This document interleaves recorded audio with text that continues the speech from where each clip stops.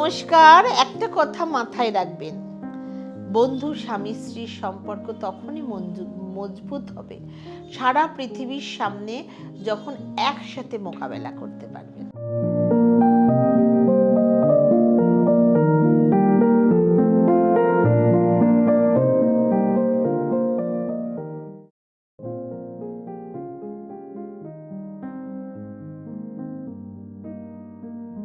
সমস্ত দর্শক বন্ধুকে 2026 সালে আন্তরিক শুভেচ্ছা ও ভালোবাসা। আবার আজকের আলোচনা বিবাহ জীবন নিয়ে। অনেকেই প্রশ্ন করছেন নতুন বছরে বিবাহ সম্পর্ক কেমন কাটবে, সেই কারণে আজকে আপনাদের সামনে একটা নতুন বিবাহের সাথে রিলেটেড ভিডিও নিয়ে চলে এসেছি। এই রাশি চন্দ্র রাশির সাথে আধারিত রয়েছে।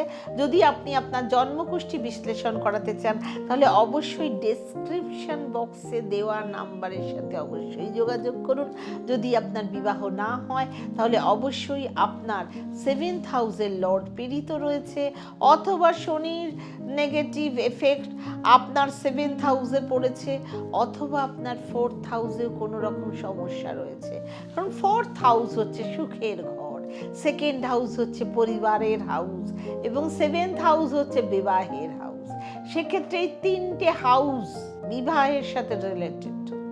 এই তিনটে হাউসের মধ্যে যদি কোনো দুটি হাউস কমজোর হয়ে যায় তাহলে আপনার বিবাহে সমস্যা দেখা যায়। সবার প্রথমে বলবো মিথুন রাশির ক্ষেত্রে এই বছর বিবাহের যোগ খুব ভালো দেখা যাচ্ছে। কারণ যখন বৃহস্পতি এবং শনির দৃষ্টি 7th হাউসে, 7th Lord 2nd house 2nd Lord এর পরে তখন বিবাহের যোগ তৈরি হয়। সেক্ষেত্রে বৃহস্পতি ও শনির দৃষ্টি 7th হাউসে পড়ছে। 2026 সালে অক্টোবর থেকে ডিসেম্বর অবধি থাকবে এবং এপ্রিল মাসের 27 তারিখের আগেও বিবাহের যোগ দেখা যাচ্ছে। সেকেন্ড হচ্ছে কর্কট রাশি। কর্কট রাশির 1st হাউসে বৃহস্পতি বিরাজ করবে, আপনার 7th হাউসে দৃষ্টি দেবে। সেক্ষেত্রে বৃহস্পতির দৃষ্টি ব্লেসিং পাওয়া, বৃহস্পতির আশীর্বাদ না পেলে কখনো আপনার বিয়ে সম্পূর্ণ হবে না। সেক্ষেত্রে কর্কট রাশির ক্ষেত্রে মে মাসের পর থেকে জুন মাস থেকে বিবাহের যোগ তৈরি হচ্ছে। সিংহ রাশির ক্ষেত্রেও শুরুর দিকে কোনো রকম কোনো বিবাহের যোগ দেখা যাচ্ছে না, কিন্তু আগস্ট মাসের শেষের দিক থেকে বিবাহের যোগ শুরু হতে পারে। শনি আপনার 2nd হাউসে দৃষ্টি দিচ্ছেন। সেক্ষেত্রে প্রথম হয়তো একটু ডিলে করাবে এবং আস্তে আস্তে আপনার সমস্যার সমাধান দেখা যাবে। এবং 31 অক্টোবরের পর বৃহস্পতির দৃষ্টি 7th হাউসে পড়বে।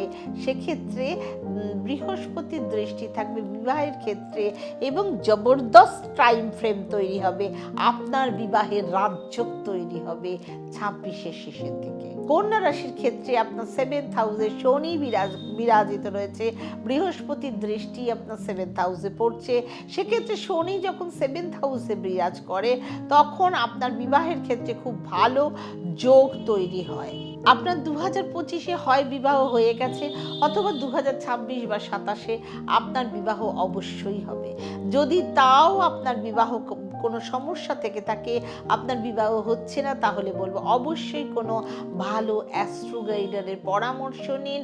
আপনার চার্ট অবশ্যই এর মধ্যে রেকটিফাই করান। বৃশ্চিক রাশির ক্ষেত্রে শনি 7th হাউসে দৃষ্টি দিচ্ছে এবং বৃহস্পতিও আপনার ভাগ্যস্থানে বিরাজ করছে, এবং বৃহস্পতির পুরো 12 বছর পর উচ্চস্থানে বিরাজ করবে জুন মাস থেকে। আপনার 1st হাউসে দৃষ্টি দিচ্ছে, 5ম হাউসে দৃষ্টি দিচ্ছে।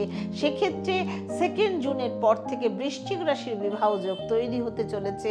যদি আপনি আপনার বিবাহের জন্য চেষ্টা করেন তাহলে অবশ্যই খুব শীঘ্রই আপনার বিবাহ হয়ে যাবে।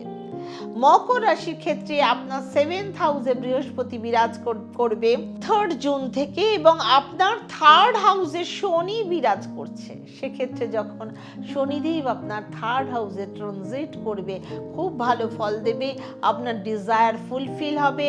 এবং বৃহস্পতি আপনার 7th হাউসে পুরো 12 বছর পর কর্কট রাশিতে উচ্চ স্থানে বিরাজ করবে এবং 1st হাউসে দৃষ্টি দেবে। সেক্ষেত্রে যখন বৃহস্পতির আশীর্বাদ থাকছে তখন আপনার বিবাহের ক্ষেত্রে কোনো রকম কোনো সমস্যা আসতেই পারবে না। কুম্ভ রাশির ক্ষেত্রেও বৃহস্পতির দৃষ্টি শনির ওপর পড়েছে এবং সেকেন্ড হাউসেও পড়েছে। সেক্ষেত্রে কুম্ভ রাশির জন্য শনির সেকেন্ড হাউসে বসা খুব শুভ সময় দেখা যাচ্ছে। সেক্ষেত্রে যদি আপনার পরিবারের থেকে কোনো রকম বিবাহ নিয়ে চিন্তা ভাবনা থাকে বা অনেক দিন ধরে আপনার পরিবার চিন্তা করছিল আপনার বিবাহ কবে হবে, তবে বলবো 2026 অথবা 2027 মের জুনের আগেই আপনার বিবাহের যোগ দেখা যাচ্ছে এবং 2026 সালে আগস্ট মাসের আগেই বিবাহ ফাইনাল হয়ে যাবে।